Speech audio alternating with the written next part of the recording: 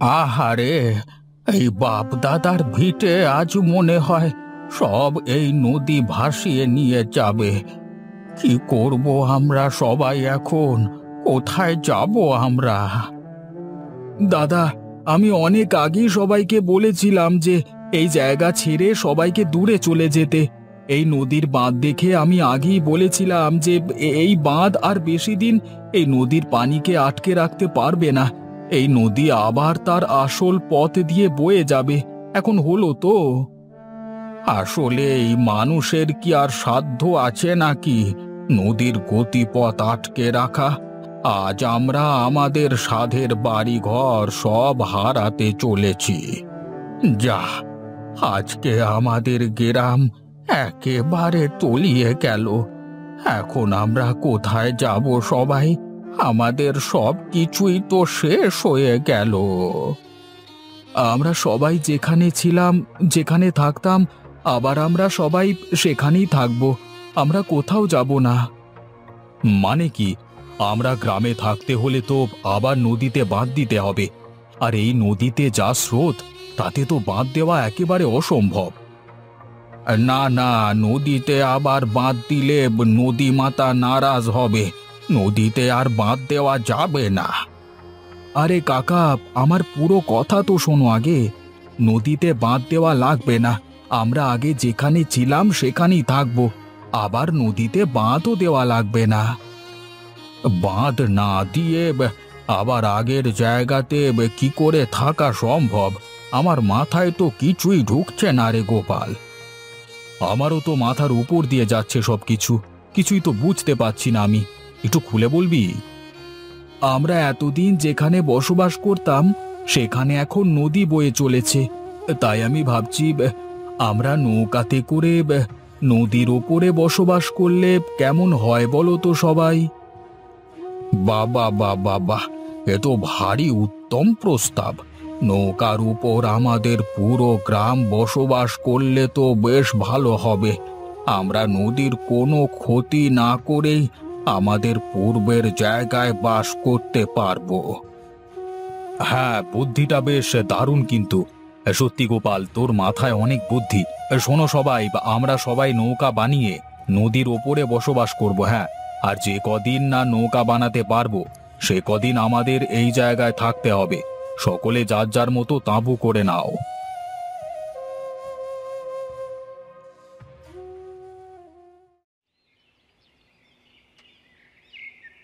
তা গনাইদা, তোমার বেচা কেনার কি খবর? ভালোই চলছে তো নাকি? আজকাল দেখছি দোকান খোলো না, বড় লোক হয়ে যাচ্ছ মনে হচ্ছে। হ্যাঁ হ্যাঁ রে, বেচা কেনা তো ভালোই চলছে। তা তোর দিনকাল কেমন যাচ্ছে? হ্যাঁ দাদা, দিনকাল ভালোই যাচ্ছে। তবে মনটা ভীষণ খারাপ, বুঝলে দাদা। এটা খারাপ কেন? আর বেশ কয়েকদিন তোর বন্ধু দিনেশ আসে না যে? তা দোকানে সব ঠিক আছে তো নাকি? আরে এই তো, হ্যাঁ, বলতে না বলতেই দিনেশ চলে এসেছে। কি রে, তুই এ কদিন কোথায় ছিলি? ফোন করলে ফোনও ধরিস না। কোথায় থাকিস তুই? আমি একা একা বসে বসে বোর হচ্ছি। কি রে, কোনো কথা বলিস না কেন? আর তোকে এত চিন্তিত দেখাচ্ছে কেন? সবকিছু ঠিকঠাক আছে তো নাকি? আসলে আমি একটা বিষয় নিয়ে একটু চিন্তিত। কয়েকদিন ধরে এসব নিয়ে ভাবছি। এই বিষয় নিয়েই তোর সাথে কথা বলতে এলাম। তা কি হয়েছে বল আমাকে। তুই তো জানিস আমিও ইউটিউবিং নিয়ে কতটা সিরিয়াস। সব জমানো পুঁজি ব্লগিং করবার সরঞ্জাম কিনতে ব্যয় করে দিয়েছি। বিভিন্ন জায়গায় গিয়ে ভিডিও বানাচ্ছি, কিন্তু চ্যানেলটার কোনো উন্নতি নেই রে। আমি তো ইউটিউব নিয়ে বেশি একটা কিছু বুঝি না। তবে একটা কথা বলতে পারি যে তোর মতো অনেক ইউটিউবার আছে। তাই সফলতা পেতে হলে তোকে আসলে এমন কিছু করতে হবে যেটা তোকে সবার থেকে আলাদা করবে। হ্যাঁ হ্যাঁ, মানে তুই জ্ঞান হিসেবে ভাবিস না যেন। হ্যাঁ, আমি বললাম আর কি। তাহলে কি করা যায় বলতো দেখি। এই নিউজ পেপার নাও গো দাদা, সকালবেলায় গরম গরম চায়ের সাথে গরম গরম নিউজ পড়ো।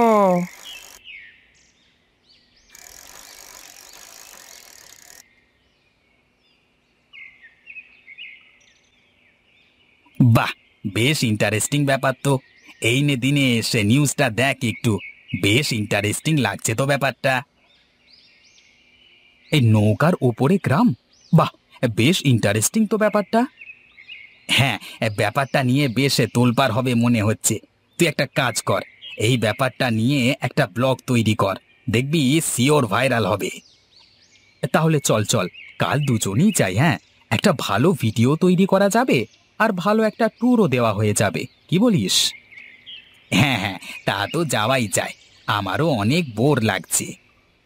আচ্ছা, আমি বাড়ি গিয়ে একটু রিসার্চ করে নিচ্ছি জায়গাটা সম্পর্কে, তারপরে আমি রাতে তোকে ফোন দেব, কেমন? আচ্ছা আচ্ছা, ঠিক আছে, যা তবে।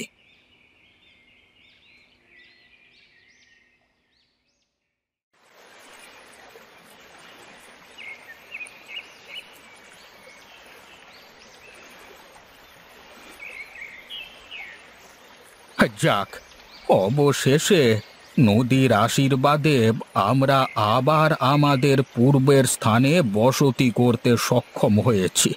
এই বুড়ো বয়সে আর বাপ দাদাদের ভিটে ছেড়ে অন্য কোথাও যাওয়া লাগলো না আমার। এই সব তো গোপালের বুদ্ধিতে হলো। সত্যি করে গোপালের মাথায় অনেক বুদ্ধি আছে, ওর জন্য আজ আমরা আমাদের পূর্বের স্থানে আবারও বসতি করতে সক্ষম হয়েছি। সব তো হয়েছে, কিন্তু একটা বিপদ তো এখনো আমাদের মাথার উপর ঘুরছে। এটার কি করব কিছুই তো মাথায় ঢুকছে না আমার। কেন, আবার কি বিপদ হয়েছে? বলো দেখি আমাকে, কোনোভাবে বিপদ থেকে তোমাদের আবার উদ্ধার করতে পারি কিনা দেখি। আমরা যখন জমিনে বাস করতাম তখন চাষের উপযোগী অনেক জমি ছিল, সেখানে আমরা চাষবাস করে আহার জোগাতাম। এখন তো আর সেই জমি নেই। এখন কি করে আমাদের খাদ্যের ব্যবস্থা করব আমরা? আমার মাথায় একটা খুব ভালো বুদ্ধি আছে। আমাদের মতন এমন গ্রাম আশেপাশের কোথাও নেই। যদি আশেপাশের মানুষজন আমাদের এই গ্রামের কথা জানতে পারে, তাহলে আশপাশ থেকে অনেক লোকজন আসবে আমাদের এই গ্রাম দেখতে। আমরা সেই সুযোগ নিয়ে এখানে বিভিন্ন দ্রব্য সামগ্রী বিক্রি করতে পারবো। তার মানে কি আমাদের গ্রামটা পর্যটন কেন্দ্রে পরিণত হবে? পর্যটন কেন্দ্র হলে কিন্তু বেশ ভালো হবে। হ্যাঁ, সেটা তো হতেই পারে। এমন গ্রাম তো আর আশেপাশে কোথাও নেই। এখানে আস্তে আস্তে মানুষ আসতে শুরু করলে আমরা এক একজন এক একটা জিনিস তৈরি করে পর্যটকদের কাছে বিক্রি করতে পারবো। হ্যাঁ, আসলেই তাই। পর্যটকদের খাওয়ার জন্য কিন্তু আমরা নদীর ওপর একটা ভাসমান হোটেল করতে পারি, আর হোটেলের আশপাশ দিয়ে ভাসমান নৌকার উপরে ছোটখাটো একটা বাজার করতে পারি। হ্যাঁ হ্যাঁ, তা তো করাই যায়। আর পর্যটকদের নৌকায় করে ঘুরিয়ে তাদের কাছ থেকে টাকা নেওয়া যাবে। এভাবে এক একজন এক এক কাজ করলে আমাদের আর কোনো অভাব থাকবে না। আচ্ছা, ঠিক আছে ঠিক আছে, তাহলে আর বেশি দেরি না করে চলো, তাড়াতাড়ি সবাই মিলে কাজে লেগে পড়ি।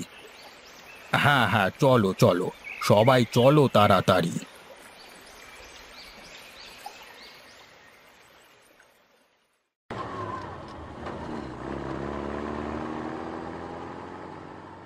ওহ, অবশেষে মনে হয় এই গ্রামের কাছাকাছি এসে পড়েছি। ওই পেপারে যে নিউজ করেছিল তার সাথে কথা বলেছি। এখান থেকে আমাদের হেঁটেই যেতে হবে। এই রাস্তায় কোনো গাড়ি ঘোড়া পাওয়া যাবে না। বেশ বেশ, চলো তবে, দাঁড়িয়ে না থেকে হাঁটতে শুরু করি আমরা।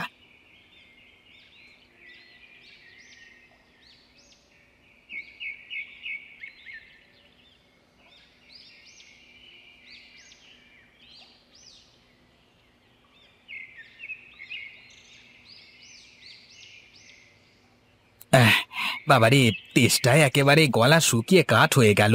সেই কখন থেকে হেঁটেই চলেছি, কোনো গাড়ি ঘোড়া যানবাহন কিছুই দেখছি না। আর কত দূর হাঁটবো? এই তো প্রায় চলে এসেছি, আর একটু সামনে গেলেই হয়তো জায়গাটা পেয়ে যাব। আর নদীর পানির শব্দ শুনতে পাচ্ছি আমি। তুই ক্যামেরাটা অন কর। আরে আগে জায়গাটা অবধি চল, তারপরে দেখছি আমি ব্যাপারটা। হ্যালো গাইস, কেমন আছো সকলে? আমি দিনেশ আছি তোমাদের সাথে। আমার চ্যানেল দিনেশ ব্লগে তোমাদের স্বাগতম। আজকে আমরা চলে এসেছি রূপনগর নামক একটা গ্রামে, যেই গ্রামটা এক্কেবারে পানির উপরে অবস্থিত। তা আজকের ভিডিও জুড়ে এই সারা গ্রামটিকে তুলে ধরবো তোমাদের কাছে। চোখ রাখো আমাদের চ্যানেলে।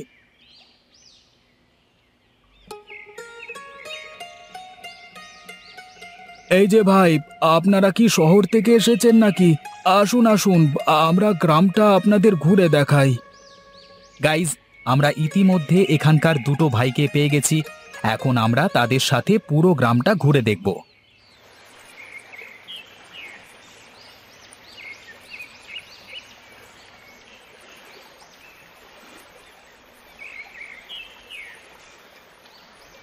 ভাই, আমরা তো আপনাদের সারা গ্রাম ঘুরিয়ে দেখালাম। আপনাদের যদি ক্ষুধা লেগে থাকে তাহলে এখানে আমাদের একটা হোটেল আছে, সেই হোটেল থেকে খাবার খেয়ে নিতে পারেন। হ্যাঁ, এখানে যখন এসে পড়েছি, এখানকার খাবার ট্রাই করব না তাই আবার হয় নাকি? আমাদের নিয়ে চলুন হোটেলে। আচ্ছা ঠিক আছে ঠিক আছে, নিয়ে যাচ্ছি আপনাকে।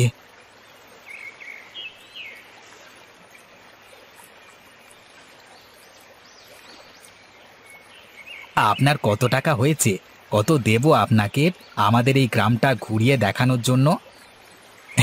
আপনারা আমাদের অতিথি, আমরা কি আপনাদের কাছ থেকে টাকা চেয়ে নিই বলুন? আপনারা যেটা ভালো মনে হয় সেটাই দিন। এই নিন, এটা রাখুন।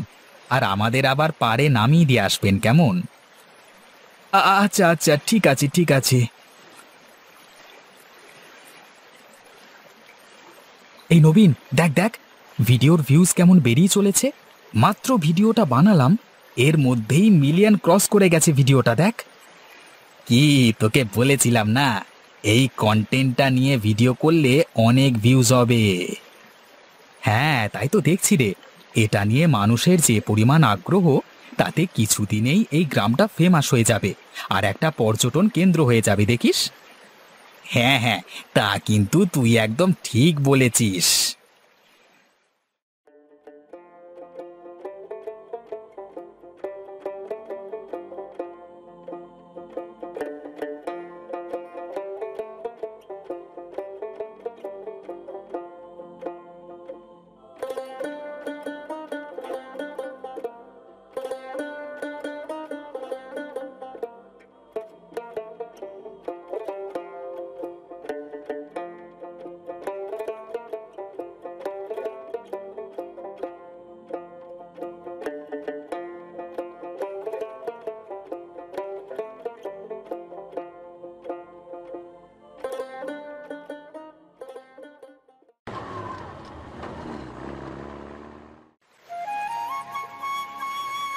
হ্যাঁ দেখেছো দাদা, এর জন্যই বলে বিধাতা যা করে ভালোর জন্যই করে।